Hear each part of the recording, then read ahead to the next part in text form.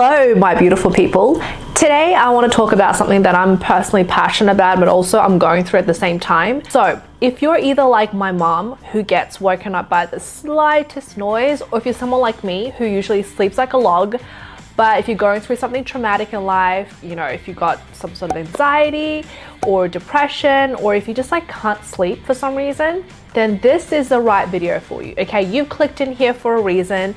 I'm here to tell you my tips on how to get a better night's sleep. So can we first talk about why sleep is so important? Because apparently not everyone in this world loves sleep like I do. I love sleep a lot. Sleeping is such a great reset button. Sometimes when you're feeling unwell, just take a nap and you'll feel like 100% again. Sometimes you could feel a little bit down. Take a nap and you'll be feeling 100% again. So not only that, but scientifically, our brain, our body needs the rest in order to help rejuvenate, restore, re-energize, basically heal our bodies back. A lot of doctors and research online will tell you to have to sleep between the hours of 11 p.m. and 2 a.m. in order for your body to do its thing, where your organs detox. So I don't want to go into too much details about that because I think essentially sleep is better than no sleep. As long as you're getting some sort of rest throughout the day, I think that is still going to be beneficial to you, whether you sleep between those 3 hours or not. Of course, if you are, fantastic. Unfortunately, we're not all lucky to be able to sleep specifically those hours. So you might see slight changes when you're getting more sleep or better quality sleep because your skin's better, your mood's better, your health is better. Everything is just better. This is why you will also notice when you're sleep deprived, your mood is different, your health is different. Sometimes you get like a foggy head and you can't really think what's happening, or you don't remember things as clearly. You might not be as responsive, you're not as energized.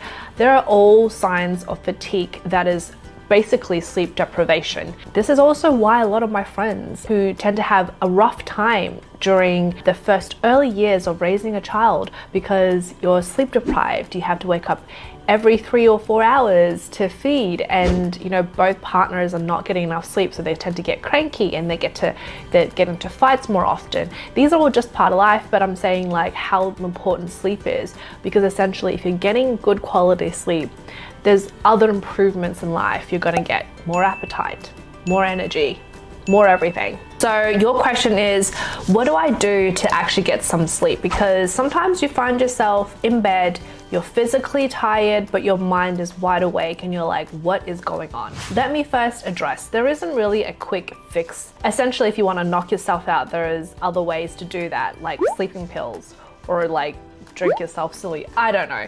Basically, here are some tips that you can kind of incorporate into your daily life to basically help and assist you to get better quality sleep, but also good sleep, like sleep that is going to do its job. Studies have shown that vegetables, fruits, healthy fats, and whole grains are beneficial in sleep quality, which means you get better sleep efficiency and less disturbances. Yes, we are talking about some long-term lifestyle changes. There are also foods that are high in melatonin, which are good for sleep as well. Fruits such as cherries, kiwis, banana, goji berries, rice, barley, oats, honey. Now this is really good because you can have honey and oats at the same time. Turkey, that is why we are all knocked out after Thanksgiving. Milk, and there's also why back in the day mom said go have a glass of warm milk before bed because it does help with sleep. Cheese, salmon, tuna, walnuts, pistachios, almonds, and eggs.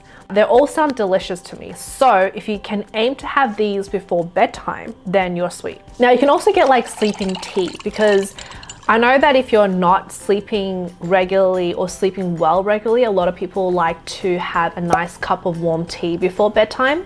You will find that a lot of those contain chamomile, lavender, peppermint. Now these are all ingredients that are really good for soothing, calming, relaxing, almost kind of like to help with anxiety and stress and all those things that kind of keep you up at night. in your mind. Now you will also find valerian root, which is like in most sleeping teas, kind of tastes like licorice. So it's very distinct. You can definitely pick it up when it's present in a tea bag. Now, these type of teas will help with insomnia, restlessness, anxiety, and more. Now, on top of like eating and drinking, we also need to make sure that the environment that we're sleeping in is optimized for a good sleep.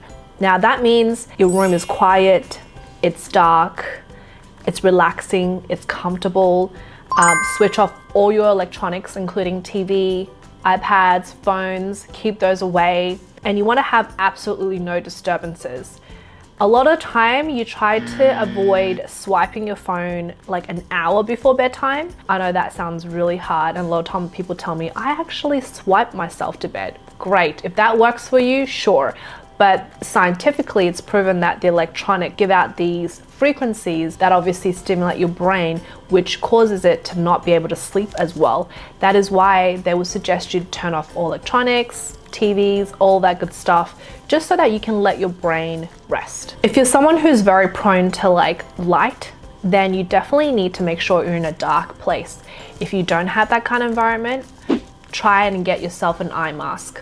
My favorite one is the Slip Silk Mask, although I have lash extensions, so I tend to not wear eye masks as often, but if I have to, that is the one I would go for. So last but certainly not least is give yourself a head massage. Head massage is good any time of the day, but it is definitely the best when you're trying to get a good night's sleep. It is so relaxing and soothing, but also it hits a lot of pressure points on the head that also helps to relaxes you, all the muscles in your head as well as your mind.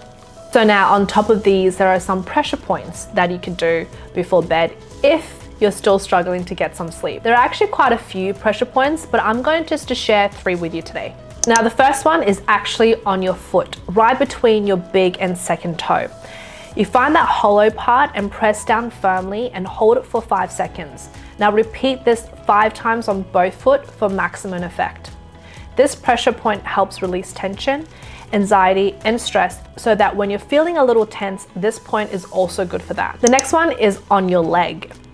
Find your ankle bone. On the inner side of your legs, measure 4 fingers from the bone, and the pressure point is right above it. Now press down firmly and massage clockwise 9 times and then anti-clockwise 9 times. This point helps with calm the mind, and it also aids in digestion as well. This point is usually painful for me, so I know that it's working. The last one is on your arm. To find this, you have to have your palms facing up.